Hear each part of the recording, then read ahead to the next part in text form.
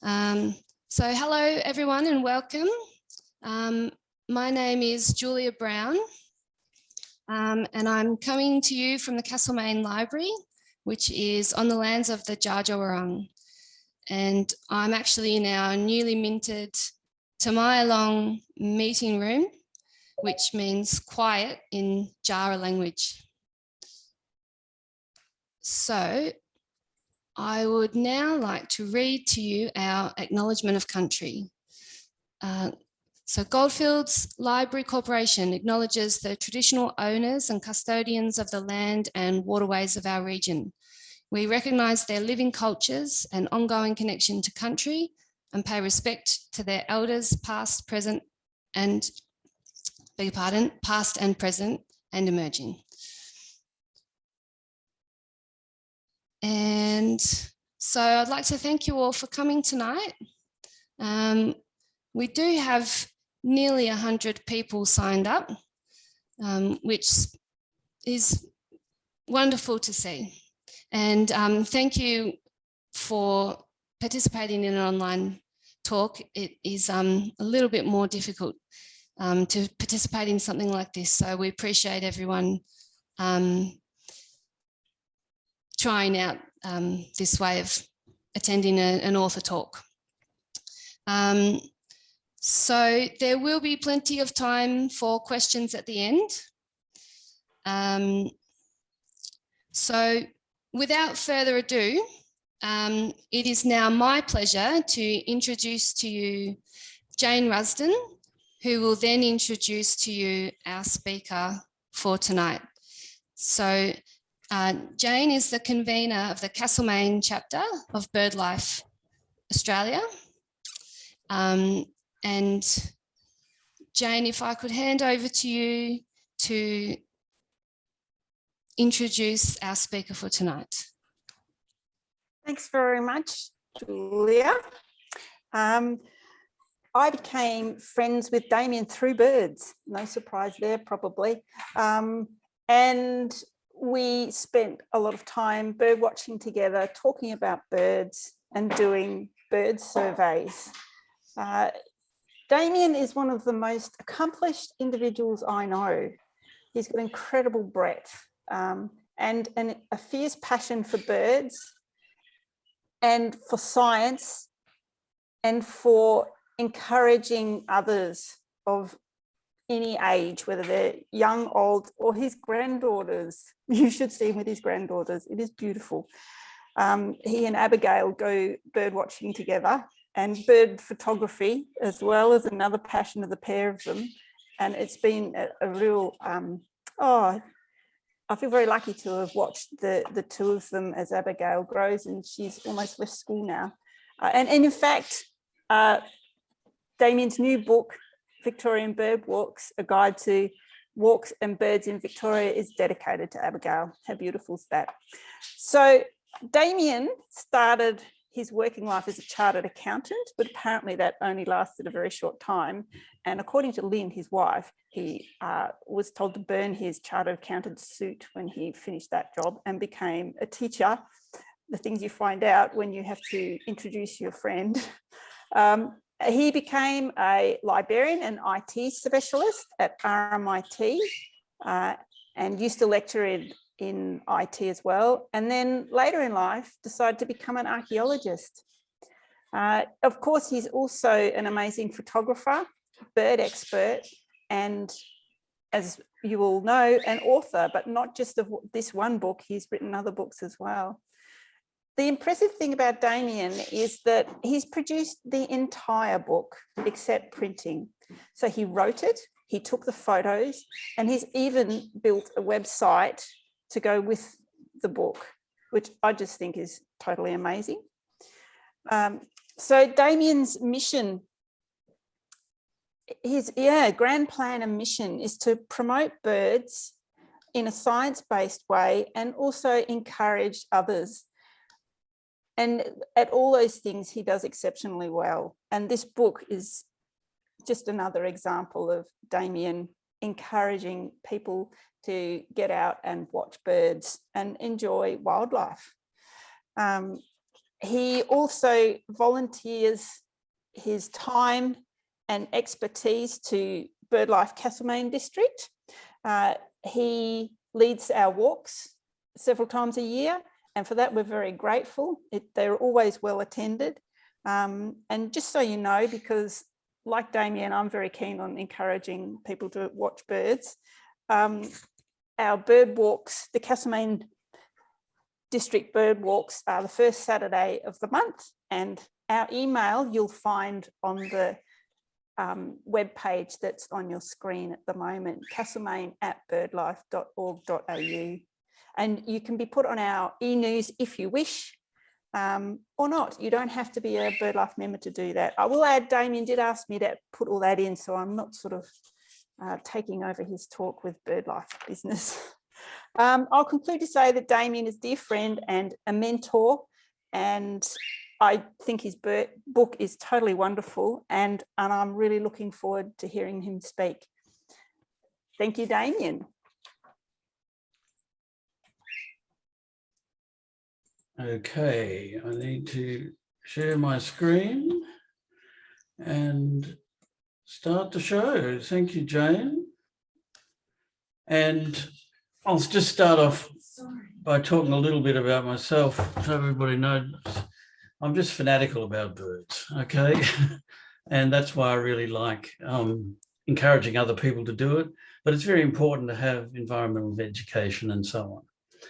And for those, for most of the pictures, well, every picture on the website on this presentation I took except for one, which is accredited, obviously. And the front page is just a bunch of young Australasian grebes, which took my fancy when I photographed them, because one of them kept watching me.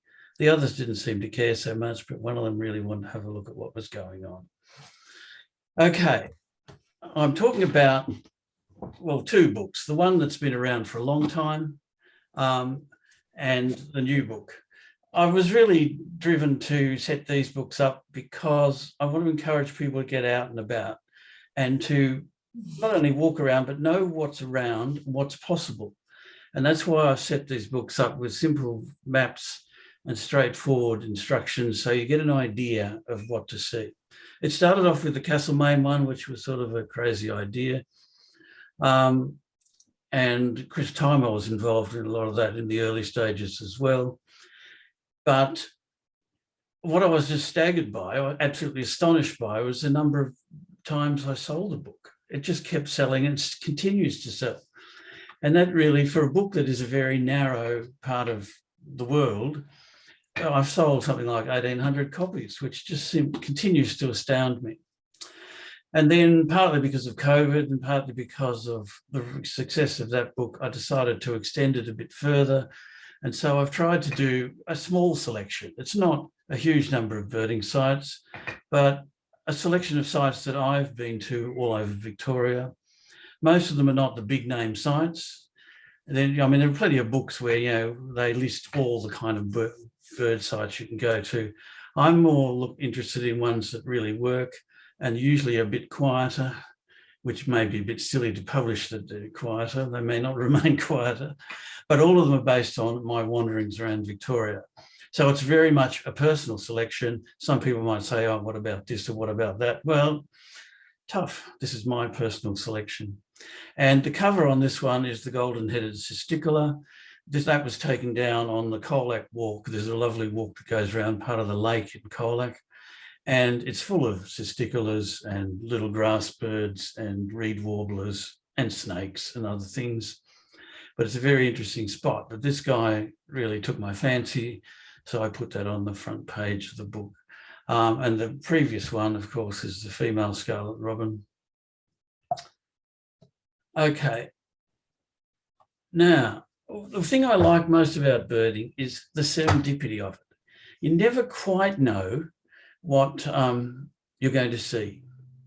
And it's often, these are very small birds. These are dusky wood swallows, and that's a young bird being fed by the adult. And that was actually taken at Dr. Swamp. But you'll see these birds all over the place. And unless you're looking closely, you won't notice them. These were perched in a big dead tree overhanging an edge of the swamp. And a lot of people don't even notice these things. I wasn't very close. I've got a very long lens, so I was not very close. The birds didn't take any notice of me. But it's the serendipity of it sometimes. You never know what you're going to see when you get out and about. And that's what I love about it. Some days are very good. Other days you don't see very much at all, but you never really know. And that's what I like about it. And these ones, I just stumbled on them. I saw a bit of movement of the adult bird flying, and then I realized there was a small bird on the dead branch. In fact, there were two. You can see there are two young birds just on a dead branch. And so I sat back a fair way and just waited. And that's what I saw. And that's the serendipity of it as you go through the birds.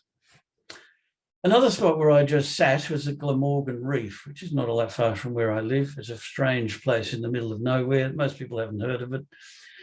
And it was just, this literally was just a puddle in the path, which you might think is kind of crazy. But I often just sit quietly in the bush and watch. And I just sit leaning against my back against a tree so the birds don't notice me with the sun behind me.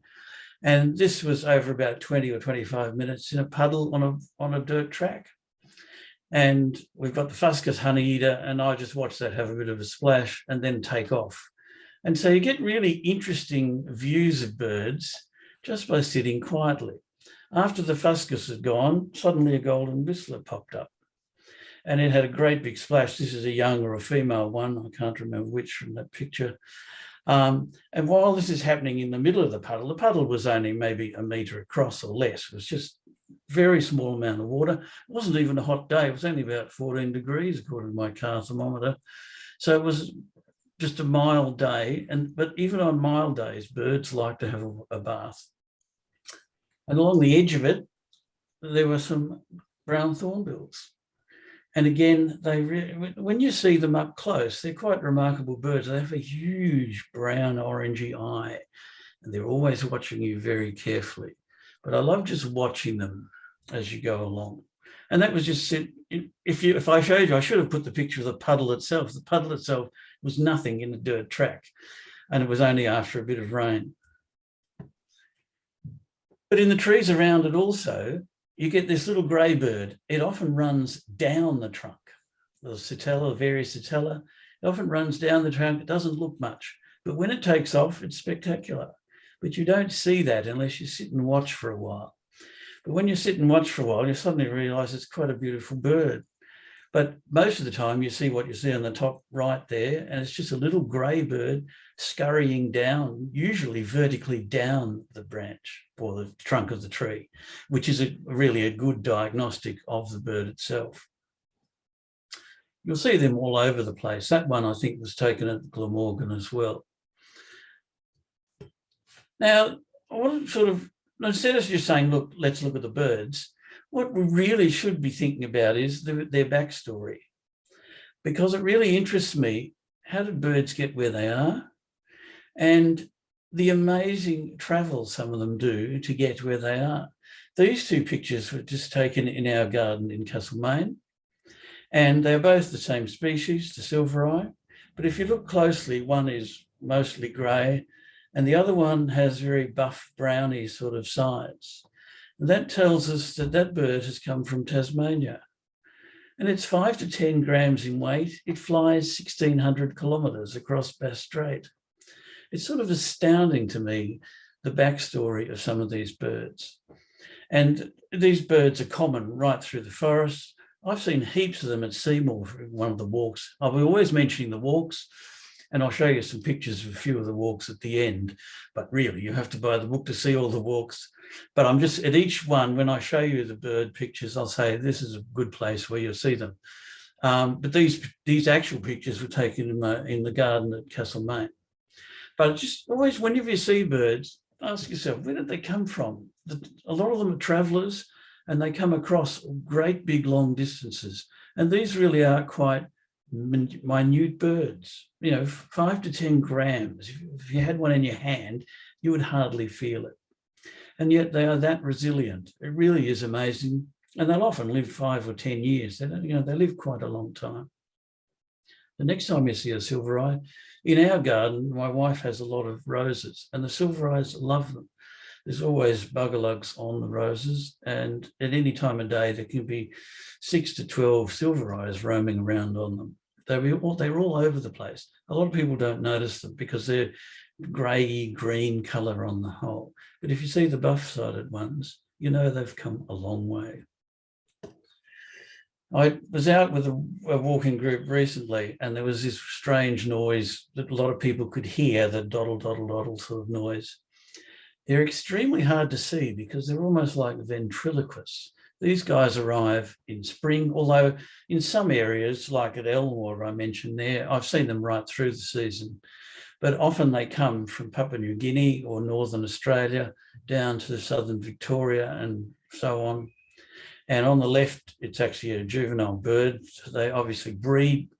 And that one, I think I took that one at Elmore. I can't remember where I took that one. And there's an adult bird there as well, which is much greener. And in the bush, they're very easy to hear them, but very hard to see them because they blend in so well with the foliage, and they're often moving through the foliage, but you can hear them. And it's been ages. I was out with a walking group recently, and people kept asking me, what are this bird? And I said, it's the oriole. However, we couldn't see it. It took us ages to actually track it down. In fact, there were two birds calling to each other, which made it harder because we thought they were in one spot, then we realized there were two. But they're a very interesting bird because they, again, travel long distances, and then they do their breeding in Victoria. This guy, the Crimson Chat, has been one of my so-called bogey birds. It took me many years to see it, even though I'd worked as an archaeologist up in northern New South Wales and various other places. I'd never actually seen one because they erupt. They just pop up depending on good seasons and bad. And finally, somebody told me they were up near Swan Hill at Goshen. And so I finally went up there and saw them. A few days later, a friend of mine sends me a text and says, oh, they're just down the road in Newstead as well. Because at certain seasons, they can pop up all over the place. And they usually are away in the outback somewhere. But they move around and they erupt depending on the seasons, availability of food, and then they will breed in wherever they are, and then they move on. The male in particular is spectacular. The female is much more subdued. But I just find them a fascinating bird, but it took me many years to actually track down one, even though I'd been through areas where they're supposed to be, but they come and go so much. It was an interesting challenge just to track them down. Other summer visitors you'll see around here all again, these ones come from like the rainbow bee eaters. They come from Papua New Guinea or Northern Australia. They come down to Victoria and southern New South Wales where they breed, and they build nests usually in embankments along eroded creeks and in sand hills and things like that. And the two whistlers, they move down into this area, although some hang around all the time, but you will see and hear them. But again, when you see them, realise some of them could have come from New Guinea all the way down. They're big travellers, and then they head back up again. And it's remarkable. I find it always very remarkable to see what's happening with these birds and to think of their backstory all the time. And of those two birds there, the male has you can hardly see it, a long plume on its tail, and the female doesn't. They're quite common along the rivers all around the place. And if you look closely where there are steep embankments, that's where they dig their tunnels. Other summer visitors, often again you hear them. The fantail cuckoo has sort of this descending call. You'll hear it all the time, but only in spring. They're very noisy in spring, and then they move on again and they stop calling. And the pallid cuckoo is another one you'll hear a lot. It is a very repetitive call. Some people call it the brain fever bird because it keeps going on and on and on, drives you nuts. That's actually a young one. And you'll see them sometimes being fed by very small birds, speckled warblers and thornbills and so on. And you'll see this absurd sight of a wren or a warbler feeding this really quite large bird. The shining bronze cuckoo, that picture probably doesn't do it the best in that in bright sunlight, they really are shining. They're quite a spectacular bird. They tend to be a bit quieter than some of the others, the other cuckoos like the fantail and the pallid, but you will see them round quite a bit. Again, they've come from way north or even across in New Guinea and so on. They move around a lot. It's quite remarkable the amount of movement that goes on with a lot of these birds. So when you see them, these are long distance travellers, a lot of them. They're not just here all the time, although there will be a few. This is even more remarkable.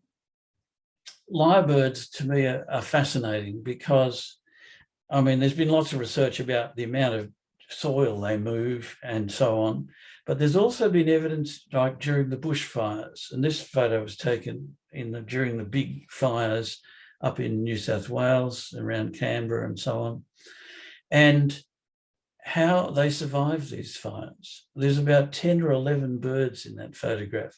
They all came to what was a very sheltered place in the fire to survive.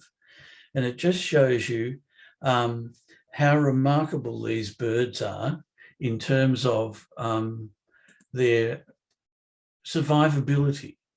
It's really quite astonishing. They are birds that survive in very strict wet forest habitats, but in extreme circumstances, they hang out and protect themselves either in deep gullies or in things like dams. It's really, it just continues to amaze me. And I've watched them quite a bit in some of the wetter forests. And I've talked here about Mount Worth or Kurth Kiln, which are two of the walks. And you can see on the left-hand picture here, there's actually a young bird that I managed just to get. And the female is ripping up the soil. And every now and then, I wish I'd been recording a movie, it would actually knock the young bird over because it was digging up so much soil and kicking it out. It was actually hitting the young bird, and the young bird would get knocked back and it would come running up again because it was hoping for the food. And later on, it was actually the female was gathering food, you can see in its bill there, and then feeding the young bird. But that was a very special thing to watch. And when I watch them, I think about this sort of thing, how they survive fire. It's quite remarkable. I was astounded. We used to live for many years up near Kinglake National Park before those ghastly fires in 2009. And most of the area near where we lived, we survived it untouched, but most of the area near we lived was just completely incinerated. We went back there recently to Jehoshaphat Gully, which had been, even the big trees had been killed. And yet there were lyrebirds calling and there was lots of scratchings. They had somehow survived through that area, through some of the most intense fires I've ever seen. And I've driven fire trucks since the 1970s. I can say I've seen some intense fires in my time, but the ones in 2009 were just astounding. And I suspect the ones in 2020 were even worse. But some of these birds, I mean, a lot of things were killed, but it just shows you the adaptability of these birds, which is quite astonishing, really. Birds never cease to astonish me. Not only that, though, if you then go to the coast and you look at some of these birds, these are godwits. There are a couple of different species of them, the bar-tailed and the black-tailed. But recently, because it's only recently they've managed to put very small tracking things on the birds, because they could never work out where the godwits landed on their way back from Alaska, which is 12 or 13,000 kilometres from here. And they finally, by putting geo-trackers on them, discovered they didn't stop. They couldn't believe this at first, but they've recorded several of them going either to the east coast of Australia or to New Zealand. And there was one very recently in the last couple of weeks. It flew non-stop for 239 hours, which was a minimum of 13,000 odd kilometres, and then landed near the Coolangatta airport where it was tracked. And that's what really astounds me about these birds, is the distances they fly. I mean, that's a fairly big wader, but the other interesting thing that showed from some of the tracking of these birds is the weather's really bad, like they get very strong headwinds. They don't continue. And some of the birds who were in headwinds simply turned around after 2 days and flew back to where they came from. So they're very adaptable, very tough, and they can work out that this is too hard, I'm not going to make it. And they turn around and go back. And so when you, and along the coast, these are not very common birds anymore. They used to be more common. But one of the walks I've got is French's Narrows, which is a very interesting spot, which is at the mouth of the Snowy River. And there are lots of different birds along the coast there from Malakuta, but you'll see these guys there. You'll also see them at other places along the coast.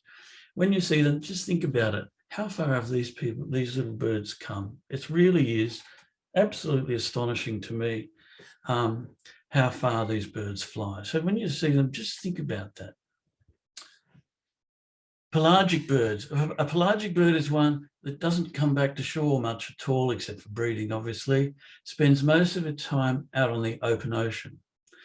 And you'd think, well, the big birds, and the royal albatross, which is huge, it's up to 3.5 metre wingspan.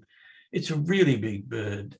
And when you see it, these photos were taken about 40 or 50 kilometres off the southern coast of Victoria when I was out there recently, or earlier this year. And we've got both sides. We've got these tiny petrels. These ones here are the grey-backed petrel, but the fairy prions and various other petrels are about the same size. They dance on the water. They just skip across the water with their feet and pick up flotsam and various bits and pieces. And they spend most of their life out there, as do these huge albatross. But some of these albatross live, I forget, I think it's the royal albatross, which is nearly as big, sorry, not the royal, the wandering, which is nearly as big as the royal. They've got, some of them are nearly as old as me. They're 68 years old and they're still breeding. And that's really, to me, again, just shows you the resilience of these birds. When you watch an albatross, they don't flap their wings really. They just flick the wings slightly to pick up the air draft of the rising and falling of the water. And they're just astonishing to watch them as they cruise along. And some of them have been recorded flying 10, 20,000 kilometres in a year, or gliding really. And then they will land to pick up food, and they feed on squid and all sorts of things.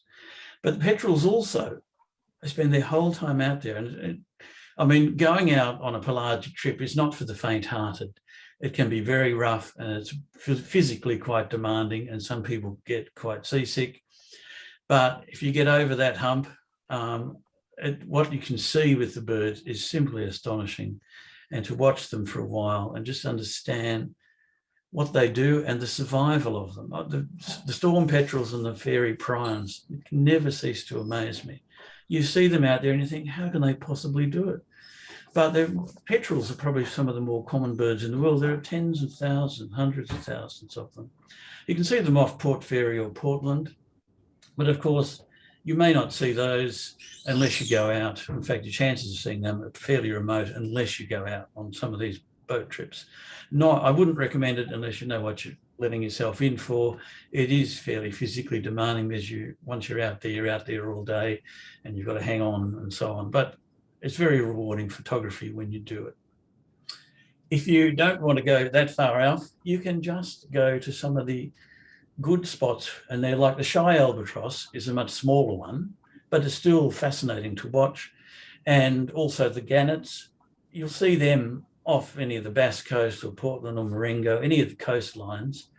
You can actually see a lot of them. You won't see the small petrels and prions really, but you will see some of these bigger birds and the pelagic ones like the albatross on some of these other sites.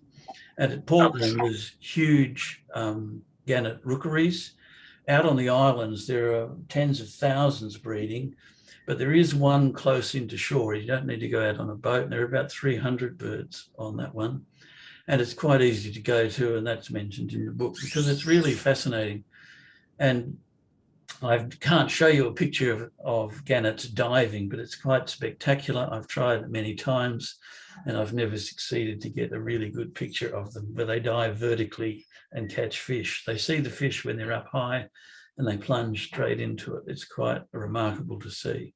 And you can do all that from the coastline. You don't have to go over the edge and on a boat way out into it. That's more for the more determined people like me. But I don't do it that often because it is hard work. Along the coast as well, there are lots of other birds. The sanderlings also fly from places like Siberia down to Victoria. And this was taken near Portland, between Portland and Warrnambool.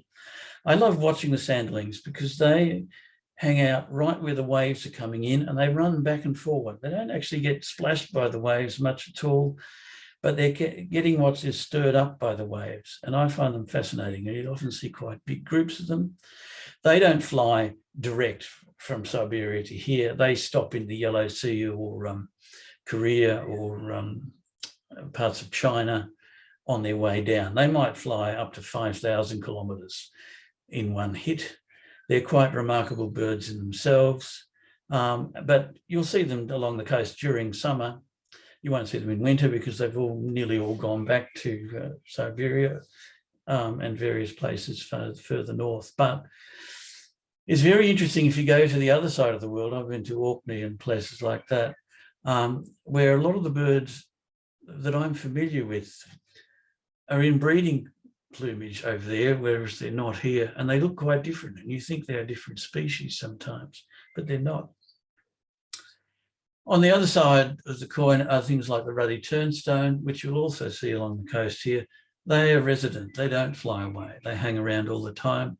You'll often see them on the rocks, and they blend in very well. Often it's very hard to see them. And another sign of really interesting adaptability to me, the first time I saw them on the rocks, the white-fronted chats, I was really taken aback. I thought, what on earth are these? Normally you see these out in rural areas, farming lands, the edge of forests and so on. They tend to be there, but they also like big piles of kelp and seaweed. And along the coast there, around Port Fairy, Warrnambool and so on, you'll see them along the beaches, which is kind of confusing. First, your reaction is that a small plover? What is it? And then you go, hang on, no, it's not. It's one of the chats. And it just shows you the adaptability of these birds. And then down along the coast there near what they call Belfast Beach and so on, you'll see lots of these little guys. And they're spending their whole time often in close proximity to the turnstones, and even the sanderlings, when they're having a rest, will hang out in the rocks. So you get these quite different birds hanging out. And that's what, wherever I am, I'm always looking at the backstory of the birds and where they've come from and their adaptability. It fascinates me no end. Wherever you are in the water, you get really remarkable birds. The black-fronted dotterel you'll see around farm dams. You'll also see around coastal areas. These were taken at the Forthrop Lagoon, which is really in the centre of Portland. And the buff-banded rail to me is a really spectacular bird. They tend to move around a lot, and they like it where there's a lot of dense reeds and rushes. But what people don't realise is they also like hanging out in open grassy areas. This picture was actually taken, I think, next to the car park at Apollo Bay, not far from the Marengo Walk, which is one of the walks in the book, but they're also very common at the Forthrop Lagoon. And they don't care about people much as long as they don't do anything sudden or there are no dogs. They'll actually come out, and they're a very beautiful bird, I think. But you won't see them very often unless you're quiet and curious and take a little bit of time. Don't rush around. I always like watching birds in flight. And I'll show you a picture later of Gunbower Creek, which is up near Kahuna. And just sitting on the edge of Gunbower Creek, it's remarkable what you can watch there. Everything from darters, great egrets, which to me are spectacular birds, and even the spoonbills. They're really quite unusual birds in their own way. I just love them watching them fly and glide along, and they hang out along the edge of the water there quite a bit. And that's really one of my favourite spots, just to hang out, even on a hot day, just sit in the shade there somewhere. And there will be all these birds coming and going. They'll either be sitting on the edge drying, like the darter will be drying out sometimes, and then they'll take off and they'll move lazily along the coast. These darters you'll see in a lot of different places. But I just love them because they're such a beautiful bird, and I watch them for hours. You might get the impression I'm really just fascinated by birds, and it is, but not always, you see. Especially in the dry forest around where I live, sometimes you see movement, and my first reaction is, oh, it's a Sitella running up and down the tree. No, it's not. it's an antechinus. These are the yellow-footed antechinus, and you'll see them around quite a bit in various places, Rise and Shine and Glamorgan Reef and places like that, even near Vaughan Springs, they're around in my area. But you'll see them up around Chiltern, all sorts of places. They're very hard to actually photograph. I've got plenty of really sharp, lovely photographs of antechinus tails, a whole collection of them, but every now and then I get them. And there's two young ones, which luckily were at Jane Rusden's place one day, and I could get them. The other one was, I think, out at Rise and Shine. They like these hollow logs, and they're very curious. They're watching you, as long as you don't make any sudden moves. And there's often, I just sit there with my back against a tree trunk, my camera ready, and my binocs ready. And sometimes it's not birds that I see, it's these little guys. But they move very fast and they're very hard to photograph. All three of these pictures were taken up near Kerrang, one of the walks in the book where you walk along a levee bank out into the forest. And they're fascinating birds in themselves. I spend a lot of time just having a close look at the trees. The one on the left is a young tawny frogmouth, clearly having a very bad hair day, but he was sort of half asleep, and it was sort of, oh, what are you doing looking at me? He didn't really take much notice of me. There were actually two or three of them, but this one was sitting a bit by itself, and its foliage, it's not its foliage, its feathers are really only slowly developing. So it looked terrible in some ways, but it was a fascinating shot. It was a young bird, and it was quite curious of me. While I was looking through the trees further along there, I don't know if it was more surprised me or this little boo book. It was sort of just, they're quite small birds, and it was just there. I didn't even realize it was there at first until it sort of moved its head to look at me, and it was, I got a fright and it got a fright, I think. But that was just sitting in a shady part of the eucalypts, and they're very common birds, even around towns. I see them often near my house in Castlemaine. I've seen them sitting on the neighbour's TV aerial even. They move around quite a bit. I think people often don't notice them. Same with the tawny frogmouth. They're very hard to see, but both of those were taken up along the Kerrang walk. If you spend a lot of time just looking closely, it's really remarkable what you can see, but it takes a bit of patience, a bit of practice. The owl at night, that poor fellow was actually being harassed further along that same walk. The walk goes for several kilometres. They weren't all close together. I was attracted to it because there was a hell of a racket of white-plumed honeyeaters, which I'll show a picture in a minute, harassing this. Well, I didn't know what it was. I just knew there was a racket going on. I couldn't work out what it was. Suddenly, out of the foliage, this guy appeared. And he stopped because he suddenly saw me and went, oh, I don't want more trouble. There's a human here as well as all these birds hassling me. These birds usually are in hollows during the day, but sometimes they get harassed by honeyeaters, particularly things like white-plumed honeyeaters, and they'll leave their hollows. And sometimes you can get great photos. I've got similar photos up around Wyperfeld National Park, same story, because they were being harassed by a bunch of honeyeaters. And so they fly out and then they sit and watch you. They've got huge eyes. They're a spectacular bird, really. But you'll often see them in hollows if you look closely. Again, I spend a lot of time just wandering and looking, and it's surprising what you see sometimes. I've got several river walks in the book, and you will see these sort of guys all the time. The blue-faced honeyeater, and you might say, where's the blue face? Well, that's a young bird. It doesn't have a blue face. The noisy friarbird, I reckon, has to be one of the ugliest birds, even though I like birds. The friarbird, it seems to be a really cranky bird. It's always fighting and squabbling with themselves and other species. It has this horrible nodule on its head and no feathers on its head. It looks dreadful. It makes a lot of racket and it fights with everything. But it's always around. And it's an interesting bird to watch in its own right, but I can't say it's a really beautiful bird. There's a little friarbird that looks a little bit better than that one. And the white-plumed honeyeaters there, they were taken just near that picture I showed you before of the poor old owl at nightjar being harassed. These three guys were a bunch of thugs, really. They were out to harass anything that looked vaguely like a predator, even though the Owlet nitro is not a predator of those birds. They still, because it looks like a predator, they're always hassling them. And there's always a lot of activity with those sort of birds. Of course, in the trees, there is always incredible rackets, and some of the walks take you through the red gum forests along the rivers at Rochester and Elmore and places like that. And the racket of the corellas can be almost overwhelming when there's a big group of them. They're quite beautiful birds, but boy, they can make a row. Equally, musk lorikeets, like Solomon Gully up near Bendigo, when the ironbarks and so on are flowering, these birds come there in droves and they make a hell of a racket and they're always carrying on. And this was a picture of 4 of them just at Solomon Gully. I don't know what they were doing. They were just basically shouting at each other. And there were heaps of them around because there was so much in the way of nectar. Birds were feeding on nectar, not only those, but lots of other things like blue-faced honeyeaters and friar birds and so on.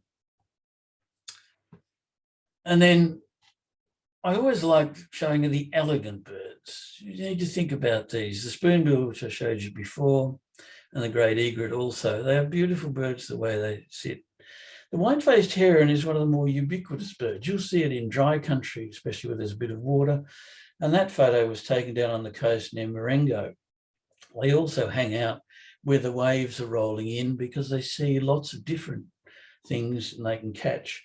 But when you see their wings spread out, because it was dodging the waves while it was trying to catch small fish or whatever, they're just a beautiful bird to watch. I could just watch them for ages. And you'll see them all over the place, from in town, along farm dams, along rivers, and also down by the sea. They are rather more ubiquitous than some of the other birds. And I just find them fascinating in themselves. So, now, I've covered the birds. I thought I should show you a few pictures of the walks I'm talking about. This is part of the Bass Coast Walk. It starts near San Remo and goes right along the coast as far as Wonthaggi if you're crazy enough. But the beauty of it is, from the cliffs, you'll see all the gannets I showed you. You'll sometimes see albatross. You'll see a lot of terns. And you're up high and you're looking down at the birds. It's a great walk. It's got a few ups and downs along the way. And if you've got kids with you, you want to have your mind, you keep them on a leash or whatever, because there are some steep cliffs in some sections. But it's a fascinating walk in itself. And I've often been there because it's a lovely walk if you want to see a lot of seabirds. You'll also see a lot of things like honeyeaters and so on in the scrub along the coast.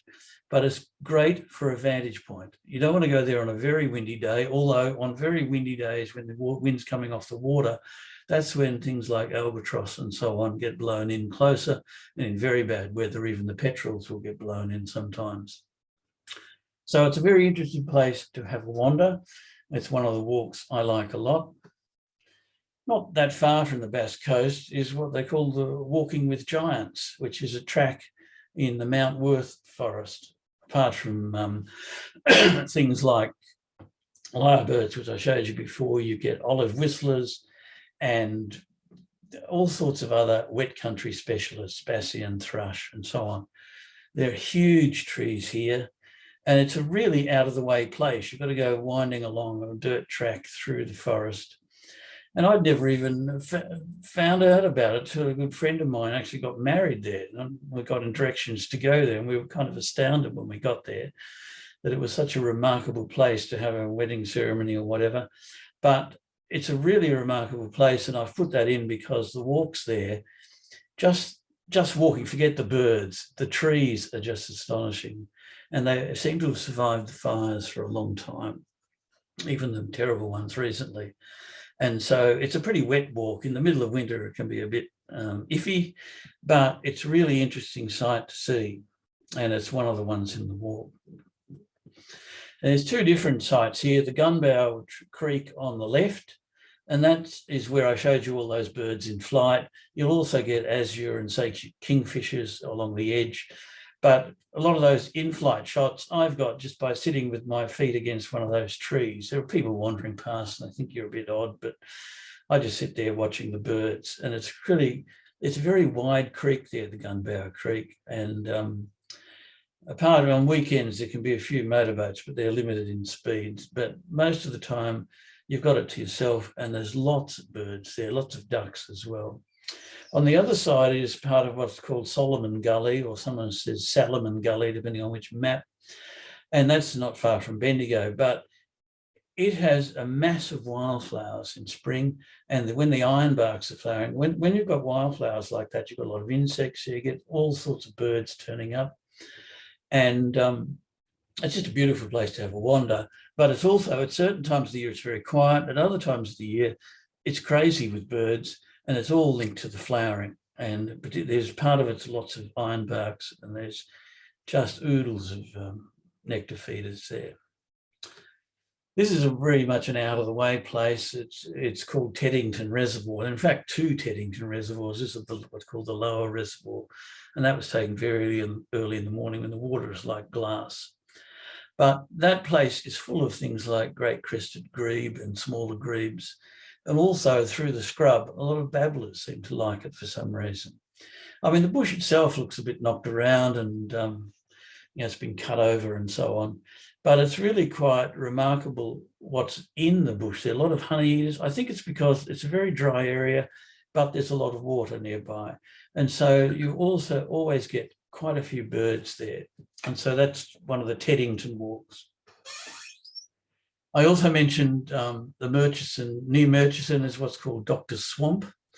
And the walk into it is pretty ordinary. If you're sort of following a irrigation channel, which is pretty bare and open, although that's where the pictures of the dusky wood swallows I showed you before were taken.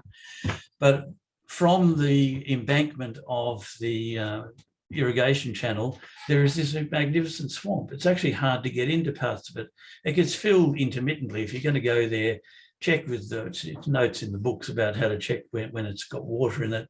But I've seen everything from brolga and I think there's white-necked herons up the back there somewhere. There's lots of ducks, lots of herons, brolga, lots of babblers. You see grey-crowned babblers there as well. And it's in the middle of nowhere, and the entrance to it is pretty ordinary, and it's hard to get to. And the instructions in the book tell you how to get into it. There's a weird notch in the fence where you can get into it. But when you get in there, it's actually quite a remarkable spot, and you can walk along the embankment for quite a distance, which gives you a high view. I always try and show people walks where there is high vantage points, because high vantage points let you look into the trees and see things like the honeyeaters, or even tawny frogmouse and things like that. And that's why the Kerrang walk is good. It's also along an embankment like that. And so although the actually path doesn't look much, what's in there is quite remarkable. And a friend of mine showed me where that was, and it's been great to see that, and I've put it in because of that. The Wax Garden is a very unusual site, and this is just because it was fenced off.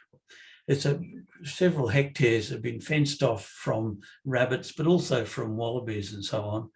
And as it's been fenced off for quite a long time, 20 or 30 years, and now it has a remarkable collection of wildflowers.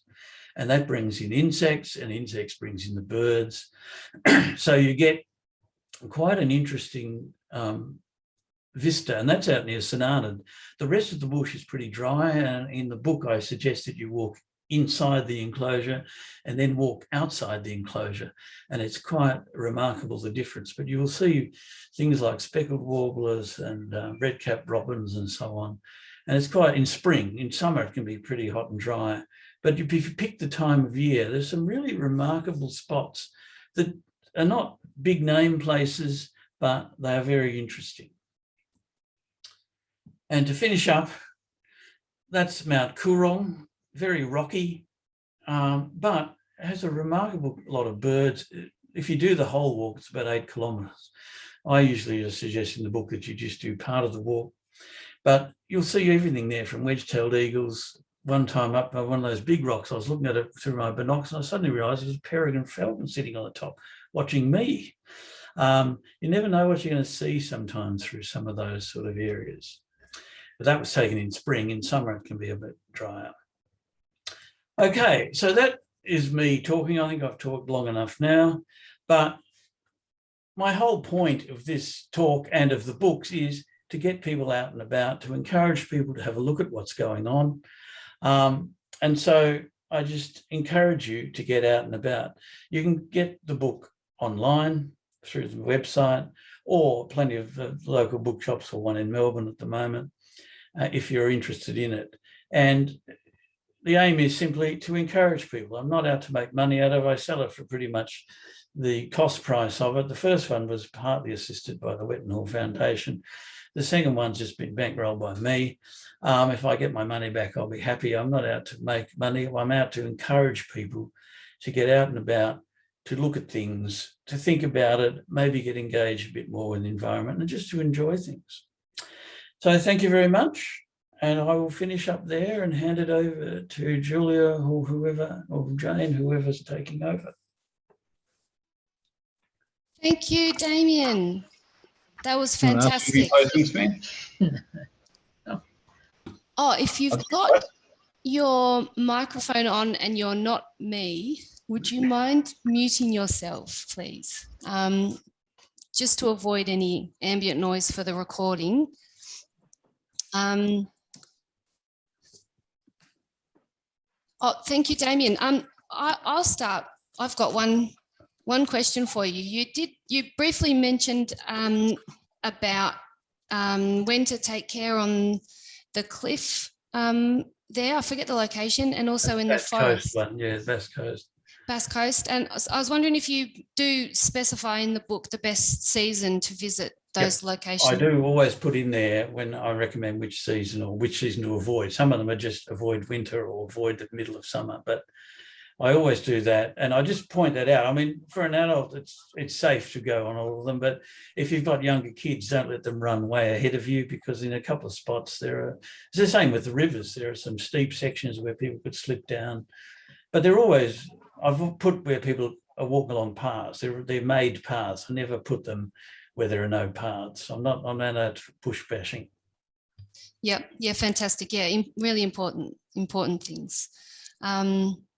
So I was wondering if anybody else had any questions that they might like to ask. I can see one here in the chat that I will go ahead and ask. Somebody is wondering, how important are bird baths? I think they're essential. I actually addressed that in the first book more, where I talk about home gardens, but providing water is one of the crucial things, particularly in summer, and have it up high away from cats or whatever. But you'll be surprised, and if you want to learn about birds, just put out a bird bath in a spot where it's near a bush or a shrub or something, so the birds have got a bit of cover, and keep it fresh so it's not getting grotty. You'll be surprised how many birds will come to it. That's why I was showing that picture of the puddle. Birds love water. Even in colder weather, they'll bathe all the time. They're very fastidious often. And so providing that in a home garden, a fairly shallow one, that's why they like puddles. They're shallow. Create a puddle in your bird bath. Thank you. That's great. There's another question, wondering if we can have a look at the maps, if you've got the book. I haven't got, no, I perhaps should have put some maps up. I didn't have any of those. I should have maybe put a couple of those maps up, but yeah, I've got I can show the book. Just a random page, but I need to share the screen, I suppose. Oh no. Have you people will just have to buy the book? Yes, I'll have to buy the book. It's too hard to see. Or when we get it in the library, of course, they can come and borrow it. Books in the car. Yeah, have a look in the shops. You'll see what the maps are like. I have quite simplified maps because I think maps full of contours and whatnot can be a bit confusing, a bit overwhelming. I just have the salient features of the maps and showing people where to go. And I have, especially in the second book, I have little thought bubbles, if you like, pointing out this section is good for quail, or this section is where you might see the honey eaters or whatever. And I always put those, so the maps are fairly well annotated in that sense, more about a user, not, because none of the walks are really steep, really. Mm-hmm. Yep, fantastic. There's a question here that I'm interested in as well. The question is, can you recommend a particular resource to help identify birds by their call? So we can often hear them before we see them.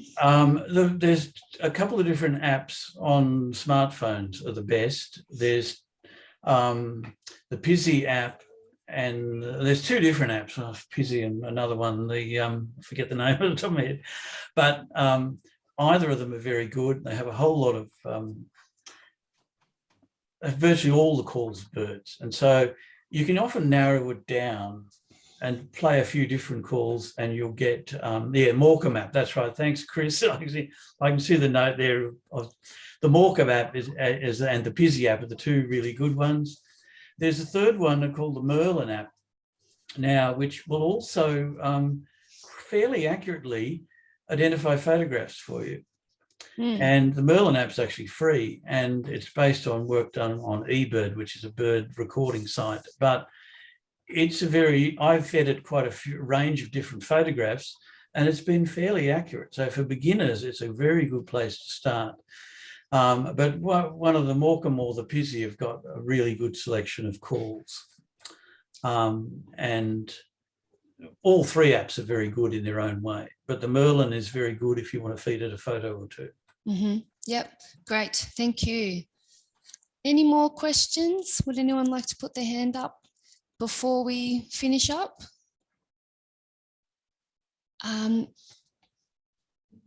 All right, well, we might finish up. So thank you very much, Damien. We're right on time. That's amazing. And so on behalf of everyone that's here, thank you so much for your time. And we will definitely have you back another time, and because it's just so popular, and everybody gets so much out of it. So yeah, thanks a lot. Yep, we really appreciate it. All right. Thank you, everyone.